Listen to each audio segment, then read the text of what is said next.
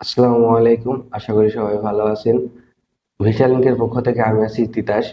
আপনি কি কাজ খুঁজছেন বা ঘুরতে বা ট্যুরিস্ট যাওয়ার চিন্তা ভাবনা করছেন? এই ভিডিওটি তাদের জন্য। এবং আপনার মনে ভয় লাগছে যে ইমিগ্রেশনে গেলে অন্যরা কি জিজ্ঞেস করবে এবং কি কি কাগজপত্র দেখতে চাবে।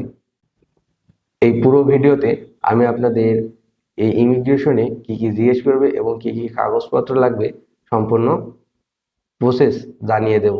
তাই চলুন ভিডিওটি শুরু করা যাক।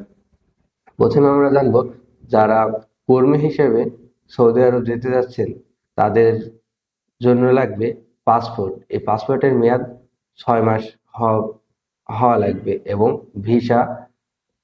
আর 3 নম্বরে লাগবে আপনার মুফার কপি। 4 নম্বরে লাগবে ওকেলা বা নিয়োগপত্র। আপনি যে কোম্পানিতে যাচ্ছেন সেই কোম্পানি থেকে আপনি যে অফার লেটারটি পেয়েছেন সেই অফার লেটারটি আপনার সাথে রাখবেন। এরপরে মেডিকেল, গামকা মেডিকেলের অফার লেটারটি আপনি সাথে রাখবেন। যারা ট্যুরিস্ট বা ওমরাহ করতে যাচ্ছেন তাদের জন্য প্রয়োজন কনফার্ম রিটার্ন টিকিট। এই কনফার্ম রিটার্ন টিকিটটি আপনি যেদিন যাবেন সেদিন আপনাকে কেটে রাখতে হবে।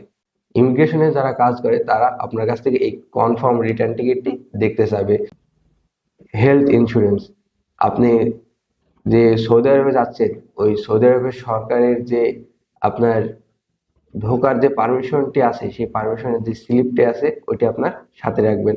এরপরে আপনার কাছ থেকে ওরা জানতে পারে তা আপনার কাছে নগদ ওই দেশের রিয়াল বা ডলার বা ব্যাংক ইন্স্যুরেন্স আছে কিনা।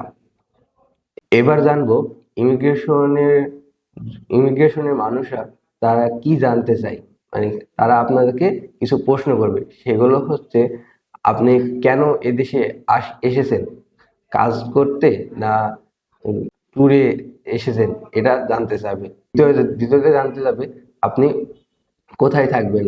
আপনি যে কোম্পানির মাধ্যমে যাচ্ছেন সেই কোম্পানির লোকেশন মনে রাখবেন এবং বা আপনি যে হোটেলে থাকবেন সেই হোটেলের লোকেশনটিও মনে রাখবেন।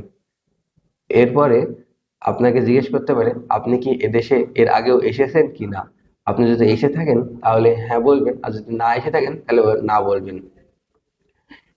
এই ছিল সম্পূর্ণ প্রসেস। আমার ওই ভিডিওটি ভালো লাগলে লাইক, কমেন্ট এবং শেয়ার করে যাবেন। আরো নতুন নতুন আপডেট ভিডিওটি পেতে চ্যানেলটি সাবস্ক্রাইব করবেন। সবাই ভালো থাকবেন, সুস্থ থাকবেন। আসসালামু আলাইকুম।